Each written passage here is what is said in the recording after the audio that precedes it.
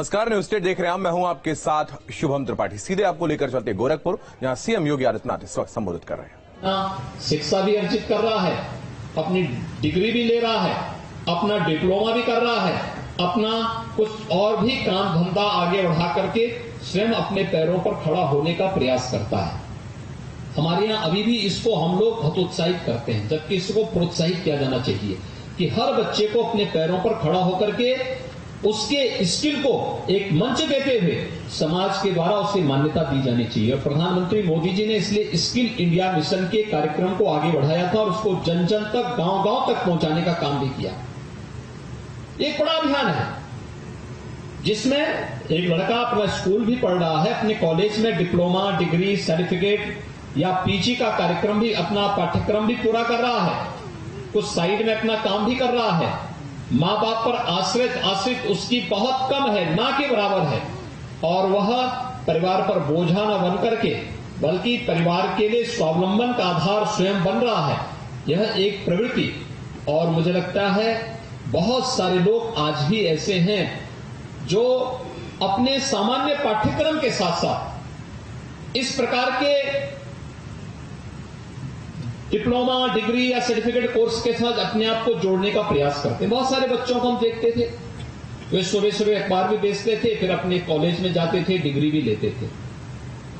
मुझे लगता है कि राजसी टंडन मुक्त विश्वविद्यालय का यह पाठ्यक्रम नौकरी पेशा करने वाले लोगों के लिए, अपना काम धंधा करने वाले लोगों के लिए, अपनी व्यस्त दिनचर्या में से रेगुलर क्लासेस अटेंड करने वाले लोगों की दृष्टि से अत्यंत महत्वपूर्ण होगा कि वे अगर इस प्रकार के पाठ्यक्रम के साथ अपने आप को जोड़ेंगे तो न केवल स्वावलंबन के साथ साथ अच्छी डिग्री उन्हें प्राप्त करने में मदद मिलेगी, बल्कि समाज के लिए भी वे बहुत कुछ करने में सफल हो सकते हैं, समाज को बहुत कुछ नया देने की स्थिति में होंगे।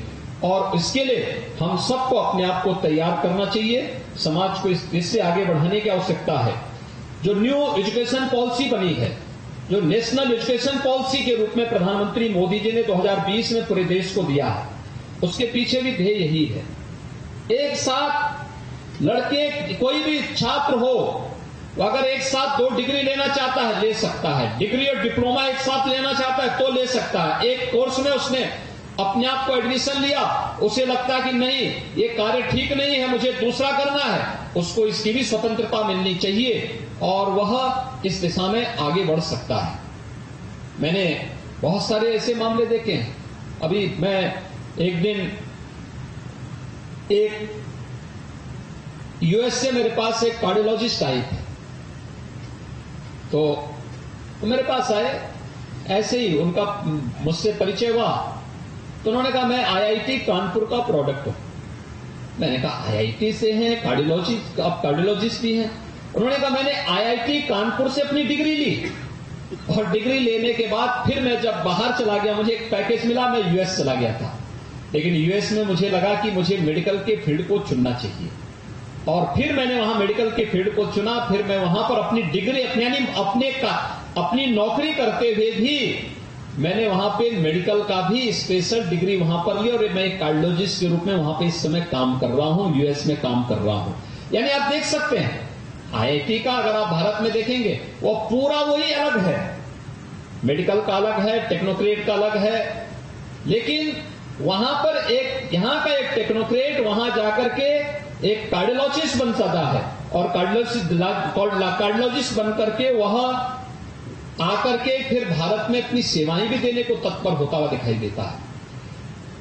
इस प्रकार की इस हुनर को भारत के अंदर भी अब मंच मिलने वाला है, और मुझे लगता है इस प्रकार के कार्यक्रमों के साथ ये मुक्त विश्वविद्यालयों को जुड़ना होगा, विश्वविद्यालयों को जुड़ना होगा, नए प्रत्येक समय अपने छात्र छात्राओं को उसके लिए तैयार करना होगा। और आज जो कार्यक्रम यहां पर प्रारंभ हो रहा है यह इस दृष्टि से अत्यंत महत्वपूर्ण है। इसलिए महत्वपूर्ण है क्योंकि अगला वर्ष रजत जयंती वर्ष का प्रारंभ होगा राजसी टंडन मुक्त विश्वविद्यालय का। 25 वर्ष जब विश्वविद्यालय के पूरे होंगे तब विश्वविद्यालय को इस दिशा में प्रयास करना चाहिए कि सभी 1200 सेंटर में हम एक ऐसी व्यवस्था करें कि 1200 सेंटर प्रयागराज के सेंटर से जुड़ करके हम तकनीक के माध्यम से उन सभी सेंटर्स में अगर हमें कोई रेगुलर क्लास लेनी है तो प्रयागराज में बैठा हुआ कोई शिक्षक उन 1200 सेंटर को एक साथ अपने साथ जोड़ करके एक साथ उस पूरे सेंटर को प्रयागराज के साथ जोड़ करके राष्ट्रीय टंडन की भावनाओं के अनुरूप नए भारत का नया उत्तर प्रदेश और जिस स्लोगन के साथ विश्वविद्यालय कार्य कर रहा है उस स्लोगन को आगे बढ़ाने का आगे बढ़ने की दिशा में बेहतर कार्य कर पाएगा। आज के इस अवसर पर मैं एक बार फिर से विश्वविद्यालय को गोरखपुर में अपना इस रिसर्च सेंटर के लिए हृदय से धन्यवाद देता हूं। प्रोफेसर सीमा सिंह जी को इसलिए भी धन्यवाद देता हूं, गोरखपुर से उनका लगाव था। आप में से मुझे लगता है बहुत कम लोग जानते होंगे कि प्रोफेसर सीमा सिंह जी के जो फादर इन लॉ थे वह गोरखपुर विश्वविद्यालय में पॉलिटिकल साइंस के यानी भारत विख्यात जो एक प्राध्यापक थे प्रोफेसर रघुवीर सिंह जी की वे बहू भी हैं और वो अपने समय के बहुत उच्च कोटि के विद्वान थे पॉलिटिकल साइंस के और अपने समय में उनकी एक ख्याति थी। गोरखपुर विश्वविद्यालय को उन्होंने इस डिपार्टमेंट को एक नई ऊंचाइयां दी थी।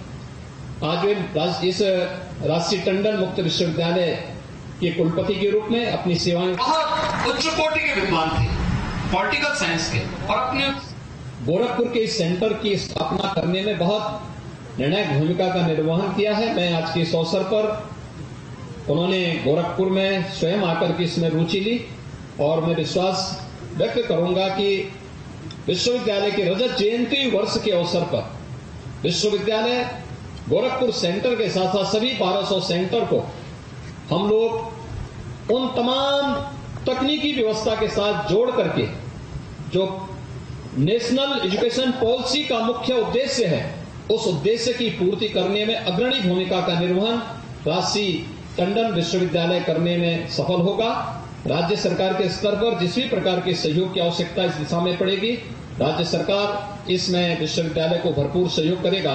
एक बार फिर से विश्वविद्यालय की कुलपति प्रोफेसर सीमा सिंह जी को उनकी पूरी टीम को हृदय से इस कार्यक्रम के लिए बधाई देता हूं। इस सेंटर से जुड़े हुए जितने भी यहां पर छात्र छात्राएं हैं या जो भी डिप्लोमा डिग्री के कोर्सेज के साथ जुड़े हुए लोग हैं उन सबको मैं हृदय से बधाई देता हूं, उन सबका अभिनंदन करता हूं, विश्वास व्यक्त करता हूं कि वे इस सेंटर का उपयोग करते हुए समय से डिप्लोमा और डिग्री के कोर्स के साथ अपने आप को जोड़ करके वे भी एक योग्य छात्र के रूप में डिग्रीधारी छात्र के रूप में रवि किशन जी की तर्ज पर आगे बढ़ने का काम करेंगे। आप सबकी प्रति मेरी शुभकामनाएं। धन्यवाद। जय हिंद। तो मुख्यमंत्री योगी आदित्यनाथ संबोधित कर रहे थे। नई शिक्षा नीति से छात्रों के जीवन में बदलाव आएगा ऐसा उन्होंने कहा और तकनीक के माध्यम से लगभग 1200 से ज्यादा सेंटर विश्वविद्यालय से जुड़े हैं।